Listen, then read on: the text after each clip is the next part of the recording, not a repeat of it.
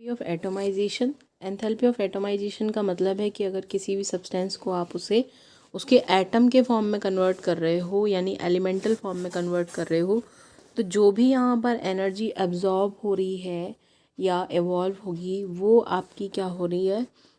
वैसे देखा जाए तो क्या कर रहे हो आप, मॉलिक्यूल को डिसोसिएट कर रहे हो, तो हमेशा एनर्जी यहाँ पर क्या होगी, एब्जॉर्ब होगी। ठीक है, तो ये जो एंथैल्पी ऑफ एटोमाइजेशन है ये आपका वैल्यू पॉजिटिव ही रहेगा। Okay, so you can see here del A H is equal to plus 1660 kilo joule per mole. Next है आपका bond association enthalpy. So bond association enthalpy यानी कि आपने बॉन्ड को ब्रेक करना है। ठीक है, सो 1 मोल ऑफ सब्सटेंस अगर आप उसके बॉन्ड को ब्रेक कर रहे हो तो जो भी यहाँ हीट एब्जॉर्ब होने वाली है उसको आप एंथैल्पी ऑफ बॉन्ड एसोसिएशन कहेंगे। फॉर एग्जांपल ये है जैसे आपकी रिएक्शन H2 एक मॉलिक्यूल है और इसको आपको एटम के फॉर्म में कन्वर्ट कर रहे हो, यानी कि दोनों के बीच का बॉन्ड ब्रेक कर रहे हो, तो ये आपको बॉन्ड ब्रेक करने में जो भी हीट रिक्वायर हुई वो आपने यहाँ पर लिखी हुई है इस तरीके से। नेक्स्ट है limitations of first law of thermodynamics. So first law of thermodynamics की क्या लिमिटेशन है कि ये कभी भी ये नहीं बताता है कि ये प्रोसेस फिजिबल है या नहीं है, मतलब कि पॉसिबल होगा कि नहीं होगा। दूसरा, ये हीट फ्लो का डायरेक्शन नहीं बताता कि कहाँ किस बॉडी से किस तरफ ये ट्रांसफ़र होगी हीट।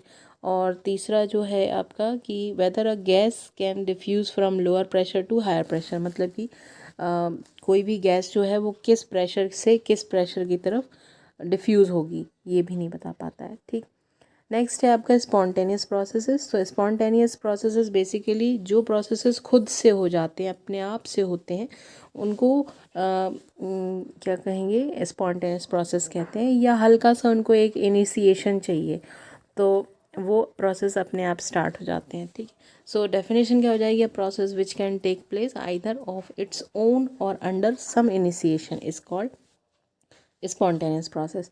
तो ज़्यादातर जो नेचुरल प्रोसेस होते हैं वो स्पॉन्टेनियस होते हैं एंड इरिवर्सिबल होते हैं।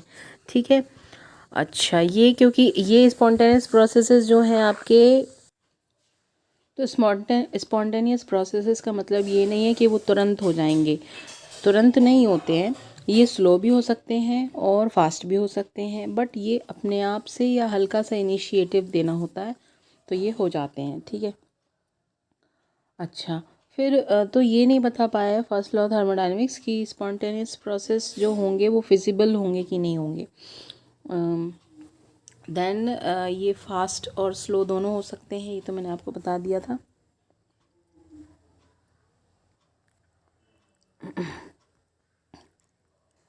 So a spontaneous process may be fast and slow, and spontaneous has an urge or other natural tendency to occur either on its own or under some initiation। खुद से हो जाएंगे, वही चीज़ बात बोली है इसने। ठीक है, और आपको स्टार्टिंग में थोड़ा सा इनिशिएशन देना होगा, फिर बाद में आप जो एक्सटर्नल प्रेशर है या वो सब हटा लेंगे तो वो भी अपने आप ही चलती रहेगी। ऐसे ये होते हैं आपके स्पॉन्टेनियस। अब है आपका नॉन स्पॉन्टेनियस प्रोसेस। तो नॉन स्पॉन्टेनियस प्रोसेस जो होंगे वो उनमें आपको क्या करना होगा, ये आपके बेसिकली ज़्यादातर नेचुरल टेंडेंसी होती है, यानी कि इनको आपको करवाना होता है, पूरे आपको फुल एनर्जी इनको देना होता है, कंटिन्यूस सप्लाई करना होता है एनर्जी का, तभी ये प्रोसेस जो है अकर होते हैं। ठीक है, तो एग्जांपल है like diffusion of gases from lower pressure to higher pressure is not possible. तो अगर आपको लो प्रेशर से हाई प्रेशर की तरफ डालना है तो आपको बहुत ज़्यादा एक्सटर्नल प्रेशर लगाना होगा, या हीट फ्लो करवाना है कोल्डर से हॉटर बॉडी की तरफ, तो ऑपोजिट साइड चल रहे हैं ना आप, तो आपको एक्सटर्नल प्रेशर लगाना पड़ेगा, एक्सटर्नल फोर्स लगाना पड़ेगा। ठीक है, एक और बहुत अच्छा एग्जाम्पल है कि भाई जो वाटर है, वाटर क्या होता है, हमेशा उसकी टेंडेंसी होती है ऊपर से नीचे की तरफ फ्लो करने की, है ना, लेकिन आपको नीचे से अगर ऊपर की साइड में उसको भेजना है तो आपको एक्सटर्नल फोर्स लगाना पड़ेगा। तो ये भी आपका एक नॉन स्पॉन्टेनियस प्रोसेस है। नेक्स्ट है आपका एंट्रोपी। तो एंट्रोपी का सीधा सीधा मतलब है रैंडमनेस या डिसऑर्डर। जितना ज़्यादा किसी भी सिस्टम में डिसऑर्डर या रैंडमनेस होगा उसकी एंट्रोपी की जो वैल्यू है वो बहुत हायर होती चली जाएगी। ठीक है, तो अगर हम यहाँ पर जो आपकी स्टेट्स होती हैं उनके बेसिस पे समझें तो सॉलिड कंडीशन में आपके अरेंजमेंट बहुत परफेक्ट होता है, तो इसकी जो एंट्रोपी की वैल्यू होगी वो क्या होगी, सबसे स्मॉल होगी। फिर लिक्विड में थोड़ा सा अरेंजमेंट चेंज होता है, तो इसमें एंट्रोपी की वैल्यू बढ़ गई। अब गैसेस में बहुत ही ज़्यादा रैंडमनेस हो जाती है, डिसऑर्डरनेस हो जाती, तो इसके लिए सबसे ज़्यादा एंट्रोपी की वैल्यू रहेगी। ओके, तो हमेशा क्या होगा कि रैंडमनेस जितनी ज़्यादा होगी उतना आपका एंट्रोपी वैल्यू पॉजिटिव होगा। दैट मीन्स कि गैसेस के लिए पॉजिटिव वैल्यू रहेगा, ठीक है। और सॉलिड के लिए क्या होते चले जाएगा, डिक्रीज करते चले जाएगा। तो ये ऑर्डर यहाँ पर दिया हुआ है। तो अच्छा, अगर आपका कोई भी एक्सोथर्मिक और एंडोथर्मिक प्रोसेसेस हैं तो इसके बेसिस पे आप एंथैल्पी को डिनोट करते हो कि एंथैल्पी अगर एक्सोथर्मिक प्रोसेस है तो एंथैल्पी आपकी नेगेटिव हो जाएगी, एंडोथर्मिक प्रोसेस है तो एंथैल्पी आपकी पॉजिटिव हो जाएगी। तो इसी तरीके से एंट्रोपी का भी होता है। अगर स्पॉन्टेनियस प्रोसेसेस हैं तो एंट्रोपी आपकी पॉजिटिव और नेगेटिव दोनों हो सकती है, ठीक। और but for a spontaneous reaction del S total is always positive.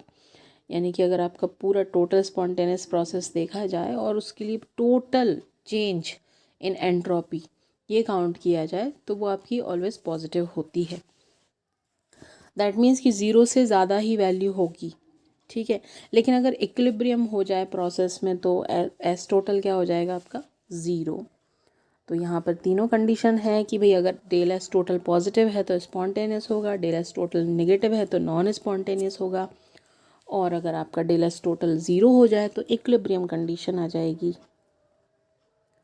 तो एंट्रोपी के लिए कुछ हम ये फार्मूले भी यूज़ करते हैं जो कि आपके आइडियल गैस के लिए हैं। Entropy change of an ideal gas, तो del S is equal to 2.303 NCV। CV आपको पता है molar heat capacity at constant volume, वही है, ठीक है। log T2/T1 प्लस, अब जितने भी आप गैसेस यहाँ पर लेंगे उसके हिसाब से ही आपको देखना है, 2.303 NR log V2/V1।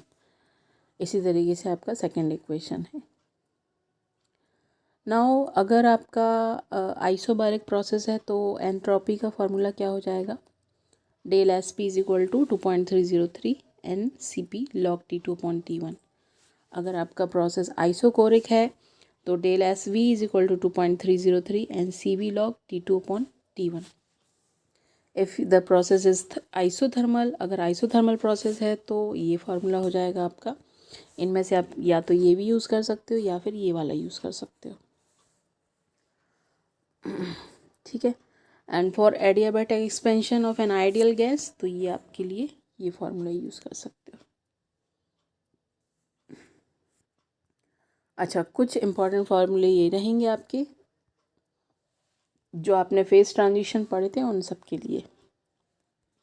तो इसी पे बेस्ड एक न्यूमेरिकल देखते हैं, एक एग्जांपल कि calculate the entropy change involve in the conversion of 1 mole of solid ice eight 273 kelvin. तो यहाँ पे आपको टेम्परेचर गिवन है, ये आपको सब्सटेंस यहाँ गिवन है,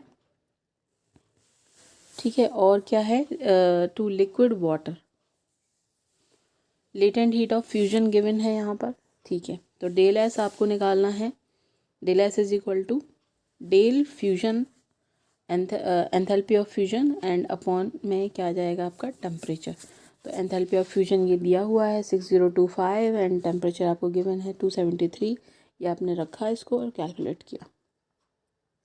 now the second law of thermodynamic, तो सेकेंड लॉ ऑफ थर्मोडायनेमिक सिर्फ इतना सा कहता है कि भाई heat can not flow itself from a colder body to the hotter body without the intervention of the external work. मतलब जब तक आप कोई भी एक्सटर्नल वर्क नहीं लगाओगे, एक्सटर्नल वर्क नहीं करोगे, आप कोल्डर बॉडी से हॉटर बॉडी की तरफ जो हीट का फ्लो है वो नहीं कर पाओगे, ठीक है। तो इन नेचर, या आप ऐसा भी कह सकते हो कि in nature all the spontaneous processes are irreversible. तो विदाउट एक्सटर्नल प्रेशर या without external work you can not flow the heat from the colder to the hotter body. Now gives free energy, so gives free energy की definition ये आपकी हो जाएगी, it is a measure of the capacity of a system to do maximum useful work. और you can say कि decrease in Gibbs free energy is equal to the useful work done by the system during the process. यानी कि अगर किसी भी system के Gibbs free energy की value में डिक्रीमेंट हो रहा है तो इसका मतलब ये है कि उसमें मैक्सिमम से मैक्सिमम वर्क आपका यूज़फुल हो रहा है। ठीक है, तो इसका जो फॉर्मूला है वो हो जाएगा G is equal to H minus T S. तो H आप जानते हैं एंथैल्पी है, T टेम्परेचर है, S एंट्रोपी है और G तो आपको पता ही है गिब्स फ्री एनर्जी। अगर आपके change in Gibbs free energy आपको निकालना है तो आप फार्मूला यूज़ करते हो del G is equal to del H minus T del S, और इस इक्वेशन को आप कहते हो गिब्स हेल्महोल्ट्ज़ इक्वेशन। ठीक है, so del G is a measure of the spontaneity of a chemical reaction. मतलब आप किसी रिएक्शन की अगर स्पॉन्टेनियस है कितनी है ये आप इसको फाइंड आउट कर सकते हो। Now prediction of spontaneity from del G. तो जैसे कि अगर हम लोग सारे एंट्रोपी और एंथैल्पी के लिए भी पॉजिटिव और नेगेटिव साइन का देखते थे, उसी तरीके से डेल जी के लिए भी है कि अगर आपका डेल जी नेगेटिव है तो प्रोसेस कैसा हो जाएगा, स्पॉन्टेनियस हो जाएगा। अगर आपका डेल जी ज़ीरो हो गया है तो इक्विलिब्रियम कंडीशन होगी, और अगर आपका डेल जी पॉजिटिव है तो जो आपका प्रोसेस होगा वो नॉन स्पॉन्टेनियस प्रोसेस होगा। इसी के साथ आपका थर्मोडायनेमिक्स यहाँ ओवर होता है।